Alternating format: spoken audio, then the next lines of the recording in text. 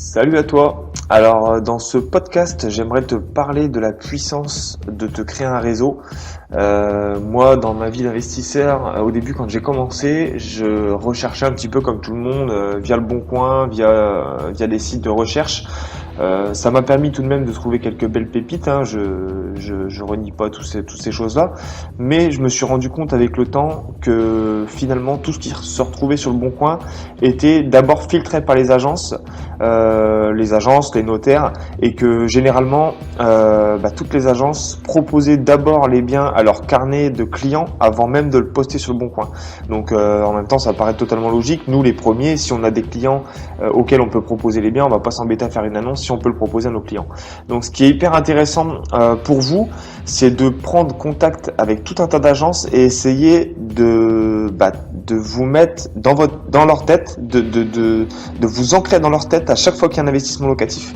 Moi, c'est le cas pour quelques agences, pas toutes, mais quelques agences du secteur. Et c'est vraiment très puissant parce que dès qu'il y a quelque chose qui tient la route, on pense à moi, on m'appelle sans même que j'ai besoin de rechercher. Donc ça, c'est hyper puissant. Et moi, c'est ce qui m'a permis récemment d'acheter l'hôpital. Je sais pas si vous avez suivi un petit peu cette aventure. Là, je signe en octobre. Et clairement, c'est quelque chose qui s'est vendu en off. L'hôpital ne voulait pas trop faire de bruit. Elle voulait absolument pas que ça s'affiche sur le Bon Coin parce que c'est des choses qui se vendent relativement discrètement en général. Parce que généralement, les gens risquent de dire ouais, l'hôpital, il y a une partie qui ferme, blablabla. Enfin bref, ça peut faire des histoires. Et il y a beaucoup de biens comme ça qui partent sans même avoir le temps de s'afficher sur le Bon Coin. Et généralement, c'est souvent des très bonnes affaires.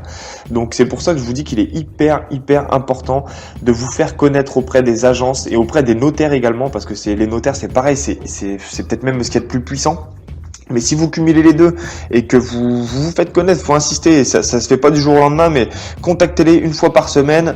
Vous dites, écoutez, voilà, je suis investisseur, je travaille également pour un réseau qui a des clients d'investisseurs. Est-ce que vous avez des choses actuellement? Et vous les relancez. Et à un moment donné, ça va être automatique. Ils vont tout de suite penser à vous dès qu'il va y avoir quelque chose qui se présente.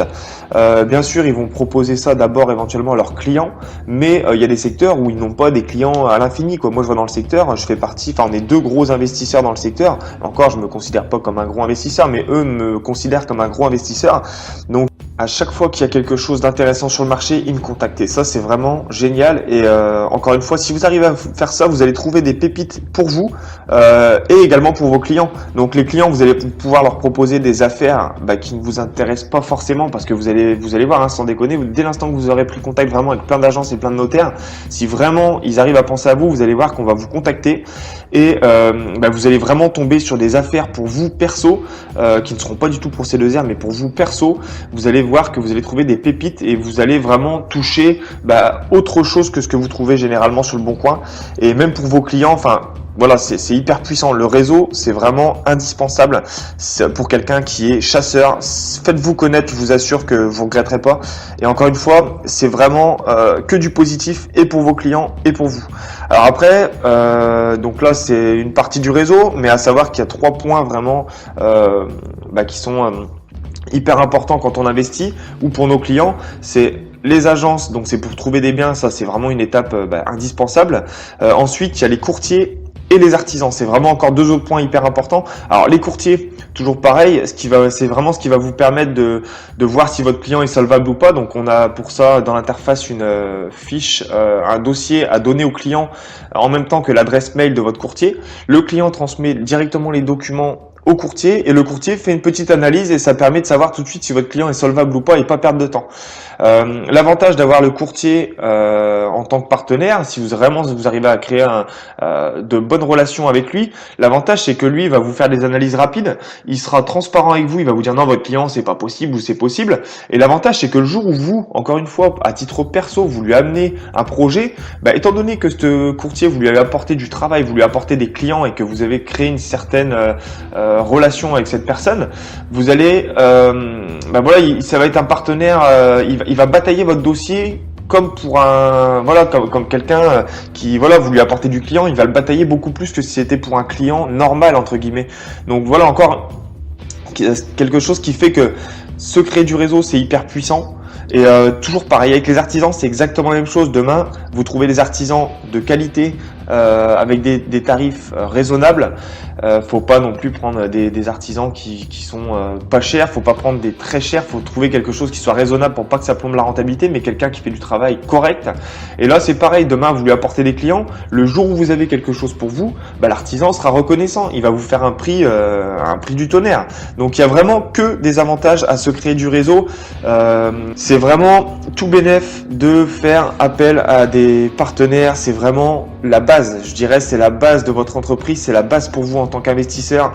Vous allez vraiment vous ouvrir des portes que certains n'ouvrent pas. Souvent les particuliers, quand on investit, quand on commence, on cherche au bon coin, on cherche les annonces, on pense pas forcément, on n'ose pas forcément appeler les agences, les notaires.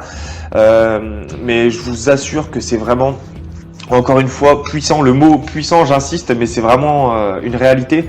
N'hésitez pas à les contacter. Harcelez-les, il faut les harceler. Moi personnellement, je suis assez lourd même avec les agences. Quand je fais une recherche, je les appelle toutes les semaines. Salut, c'est Greg. Écoute, est-ce que t'as pas quelque chose en ce moment sous le coude? Pense à moi si t'as quelque chose. Oui, t'inquiète pas. Boum, je les rappelle la semaine d'après. Bon t'as rien. Écoute, je les harcèle. Vraiment, je les lâche pas. Donc ils pensent à moi. Je passe peut-être pour un casse-couille, mais en attendant, je sais que maintenant ça marche. On m'appelle à chaque fois qu'il y a quelque chose qui sort du lot et qui tient la route. Bien sûr, on m'appelle pas pour des choses qui sont pas du tout rentables, mais on m'appelle pour, même il y a peu de temps on m'a appelé, c'est l'agence La Forêt qui m'a contacté. Elle m'appelle, elle me dit écoute Greg, j'ai besoin de toi, là je suis embêté, un gros projet de 600 mètres carrés, je suis incapable d'estimer ça parce que c'est quelque chose qui est fait pour un investisseur. Donc je suis allé l'aiguiller, l'épauler un petit peu par rapport à moi, ce que je maîtrise dans l'investissement, et lui dire écoute voilà, la rentabilité moyenne elle est de temps ici dans le secteur, donc il faut qu'on fasse un calcul de rentabilité tout inclus, donc achat, frais de notaire, travaux, et qu'on estime les valeurs locatives et qu'on parte sur une moyenne de rentabilité de X%. Et donc par rapport à ça, on a réussi à trouver une fourchette, et après on a adapté le truc parce que forcément c'était du neuf, tout sera refait à neuf, l'emplacement est magnifique, donc on adapte le prix par rapport à tout plein de critères. Et d'ailleurs je vais pas vous expliquer ça là parce que j'ai fait un petit podcast sur le sujet, je vous invite à aller l'écouter. Vous le trouverez assez facilement dans l'interface. Le titre, c'est « Estimer un bien destiné à la location ». Bon, j'ai fait le tour pour ce podcast. J'espère que ça vous aura plu. Je vous souhaite à tous une bonne journée.